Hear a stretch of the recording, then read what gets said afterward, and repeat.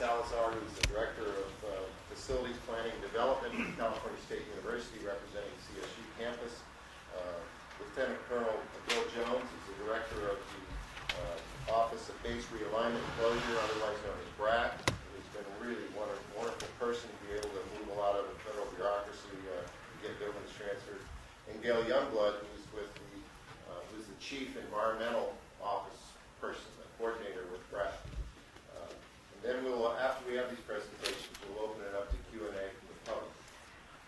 I'd like now to begin, before I introduce Les White, is to call upon Chancellor Keister. He has been the host of today's meeting since when we brought it to Santa Cruz County. We wanted to show that this is not just something that's happening on the other side of the bay that is unrelated to you, the residents of this county. And so, as a great university in your county, and as a university has a piece of real estate in Fort Ord, I asked Carl if he would, Chancellor Keister, if he would co-sponsor and co-host this, and he enthusiastically said yes. You want to say anything? Sure. Thank you, Sam. I would like to extend a welcome to all. Looking out at the waters of the bay suggests to me that those waters are bounded by coastline that defines the Monterey Bay Crescent. And just as those waters are bounded on the shore, we're bound together as a region. And we're today on the north end of that crescent, or less than north end of that crescent. And we're here because we all are concerned about, we all love this region. And I think it's a great opportunity for us to show our interest in this region, the University of California's interest in this region, but much more than just being a city on the hill. We do our teaching, research, and service, but rather we're concerned about being responsible members of the Monterey Bay region. Happy to have you here and look forward to the discussion. Thank you very much. Ron, could you give us an overview of the reuse plan, of how it was adopted, what the ingredients are, and where you are in the kind of the reuse process? Sure. What you don't realize is sometimes you do that when you're making your comments and actually explaining to you much of the plan. And I find myself usually when I follow Sam Carr that I'm trying to pick up pieces because he's usually done the heart of the issue. And I think that stands to reason because he and Leon Panetta have lived with this more than probably anyone and have had more influence in terms of making things happen on base. Luckily, I brought for you a map. The map is available up here in front if you don't have one. It's a draft land use concept, and I emphasize draft. This is what's being worked on currently on the base with our planning consultants. We started an environmental review process on this plan, and it's anticipated that by the middle of the year, barring unknown or unforeseen circumstances, the plan could be adopted or something very close to it, and be the foundation then for activities on base.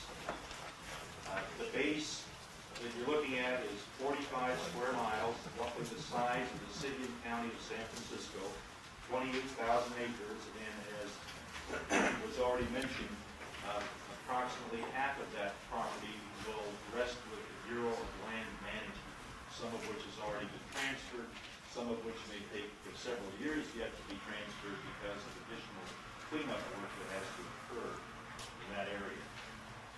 The mission of the Fort Ord Reuse Authority essentially is to prepare, adopt, enhance, and help implement the reuse plan on the base. But make no mistake about it, the real prime players in terms of actually doing the development activity, actually preserving the open space on the base, running the educational institutions are Monterey County, Marina, Seaside, University of California, CSUMB, the Bureau of Land Management, State Parks, and last but not least, because they'll definitely still have a presence, the Army.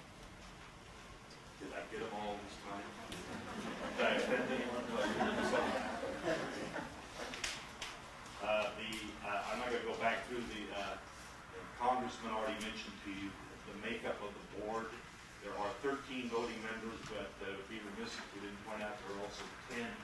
ratio members, including the universities that also are at the table and play an important part in what happens on the base.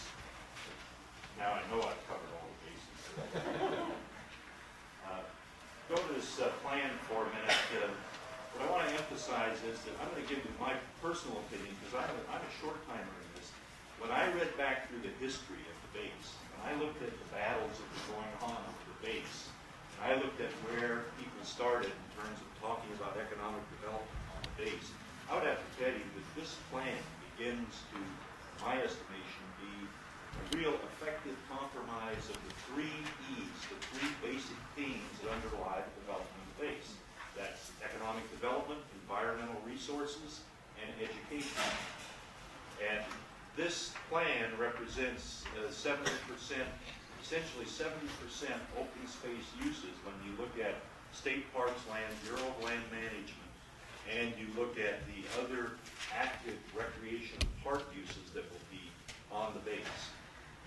Of the 28,000 acres, roughly 3,500 acres will be for private development on privately owned lands.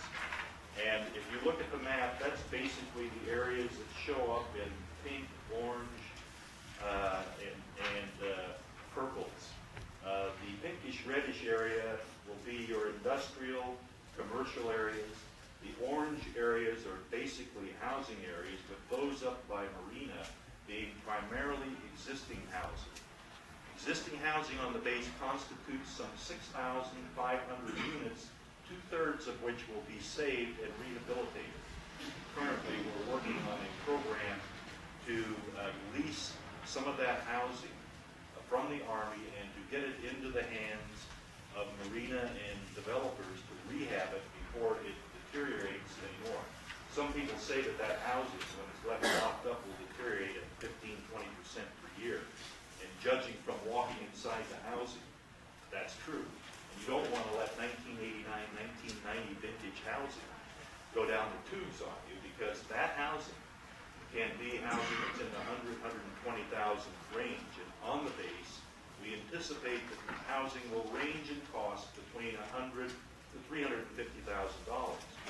In the case of the golf courses in Seaside that the Congressman referred to, around those golf courses, Seaside would like to take out some of the very old Army housing and put in some high-end housing. And then in Marina, where you have some existing units, you'd have some of the 100,000, 120,000 lease for sale housing. It is estimated in the reuse plan marketing studies that 20% of the housing needs of Monterey County will be satisfied over the next 20, 30 years on corridor.